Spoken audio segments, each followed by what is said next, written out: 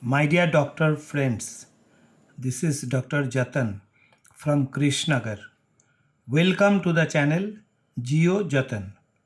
Geo stands for Gynecology and Obstetrics. Medical science needs continuous update of knowledge and recent advances. We doctors cannot leave our hospital and go for conferences frequently. YouTube has seen tremendous explosion of knowledge in different fields of science and technology, but not in the field of medicine, including obstetrics and gynecology. So, my dear friends, this is my sincere attempt to bridge the gap. Hope you will definitely like it and it will enrich you. My dear friends, my name is Dr. Jatan Kumar Rai Choudhury, and today's topic of discussion is recurrent pregnancy loss. I am highly indebted to the following textbooks, mostly Berek and Novak's Gynecology, others are Williams Gynecology, Clinical Gynecologic Endocrinology and Infertility, ACOG and RCOG journals.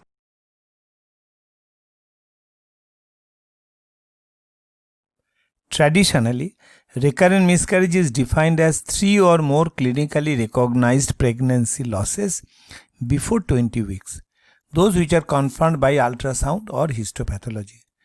It does not include cases of ectopic pregnancy, biochemical pregnancy, and pregnancy of uncertain location.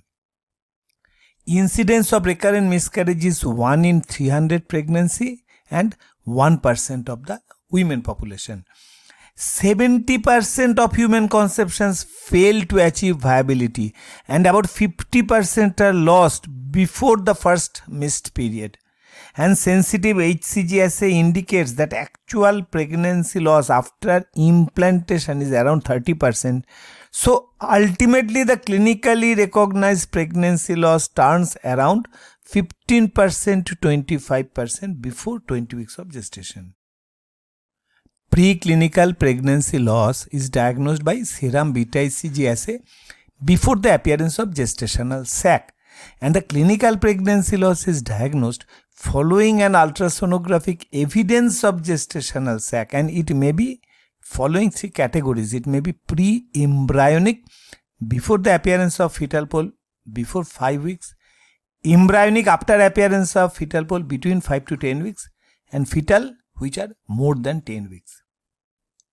Recurrent miscarriage may be primary or secondary. In secondary miscarriage, there is a history of at least one prior pregnancy that has progressed beyond 20 weeks, which may or may not resulted in a live birth. Clinical investigation of pregnancy loss may be initiated after 2 consecutive spontaneous abortions. So ultimately 1% of the pregnant woman needs the evaluation. Sometimes investigation may be started after a single loss only, where for an elderly patient who has no time and patience to wait for multiple losses, possibility of anatomic cause or an APLA because they have got some remedies or solutions, who wants IVF after one miscarriage. For patients with a history of recurrent clinically recognized miscarriage, the risk of subsequent pregnancy loss is about 25% after 2 losses, 30% after 3 losses, and 40 to 50% after 4 losses. Recurrent pregnancy loss is attributed to the following causes: parental genetic abnormality 2% to 5%, anatomic abnormality 10% to 12%, antiphospholipid syndrome around 15%, other identifiable causes around 10%, and unexplained around 50%. The main reason for not finding any cause is because so many conceptus is lost because of aneuploidy in normal parents. Again, the same factor is responsible for so many normal conception in spite of 3, 4 or more spontaneous miscarriages. Majority of the preclinical, early clinical and anembryonic pregnancy losses are due to fetal aneuploidy, and age over 35 are the worst sufferers. whereas pregnancy loss after 10 weeks are less likely to be fetal aneuploidy. So timing of pregnancy loss and tissue chromosomal analysis when available should be carefully recorded for the etiological evaluation of recurrent pregnancy loss. Of note, the higher the number of miscarriages, the less likely it is that they are due to chromosomal abnormalities. 2% to 5% recurrent pregnancy loss can be due to parental balanced structural chromosomal rearrangement, and the etiological factor is diagnosed by blood test for karyotype for both parents, and the balanced reciprocal is the most common chromosomal rearrangement, and in this condition breaks occur in two different chromosomes and the pieces are exchanged so that no genetic material is lost or gained in the parental screening, and genetic material become unbalanced only after division, leading to the birth defect and recurrent pregnancy loss. Picture of reciprocal translocation. How a reciprocal translocation arises.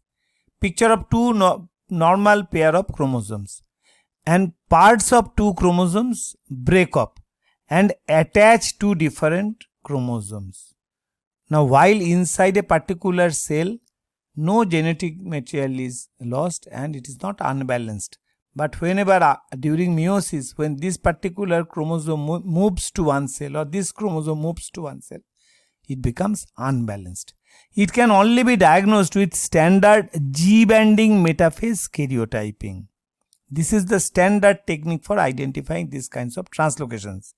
Microarray and next generation sequencing, popular for detecting smaller deletions and duplications, fail to diagnose because these tests depend on total genetic content, which however remain same in this arrangement. Other less common parental chromosome rearrangements include Robertsonian translocations, inversions, insertions and mosaicism. A Robertsonian translocation is a form of chromosomal rearrangement with one of the short arm chromosome, that means chromosome 13, 14 and 15. There is a loss of part or all of the short arm and fusion of the long arms of the chromosomes, and the unbalanced form results in trisomies or monosomies, resulting in the miscarriage. Some chromosome inversions are benign and do not impact prognosis of RPL, while others may have significant impact. And all patients with balanced chromosomal rearrangements should undergo a genetic counseling before conception for understanding their individual risk of miscarriage. This is a picture of Robertsonian translocation, and these are two normal non-homologous acrocentric chromosomes, that means chromosomes 13, 14 and 15. Breakage occurs at this point and these two fractions join and these two fractions join. Now whenever this fraction goes to one cell, it becomes trisomy and the other cell becomes monosomy, and this fragment is usually lost. Submicroscopic chromosomal variation like copy number variants or CNVs may be an important factor of recurrent pregnancy loss. CNVs are defined as deletions or duplications of few hundred to several mega base pairs, which may need costly microarray based analysis, not the standard karyotyping. Routine genetic testing of the product of conception has not been fully introduced into the clinical practice because of the challenge in obtaining the biological sample, maternal tissue contamination or placental mosaicism and polyploidy. Genetic analysis of the product of conception after second pregnancy loss by microarray may reveal unbalanced translocations or CNVs with unclear clinical significance, which may warrant extended genetic analysis of the parents and their live-born child. For recurrent pregnancy loss couples with euploid miscarriage, other factors like hormonal, immunological, anatomical, etc. are relevant. Currently, there are no single nucleotide variants or SNVs with enough significance has been described for recurrent pregnancy loss. Family history. or prior term birth does not always exclude parental chromosomal rearrangements. Though parental karyotyping is recommended for RPL, its cost is high and treatment option is very limited. A couple with balanced translocation has a high chance of live birth, nearly 60%, attempting to conceive via intercourse. Or they have got the other option of screening embryos for chromosomal abnormality like pre-genetic screening with IVF. Now, studies with PGS do not show a significant improvement than the natural conception, and PGS mostly utilizes fish or single cell day 3 embryo biopsy by older techniques and so not much productive. Advanced chromosomal analysis with blastocyst biopsy may be useful in the coming days. So considering all these, IVF with embryo screening is not strongly recommended for these cases. Thank you for your patient watching. If you like the video, please subscribe. Namaste.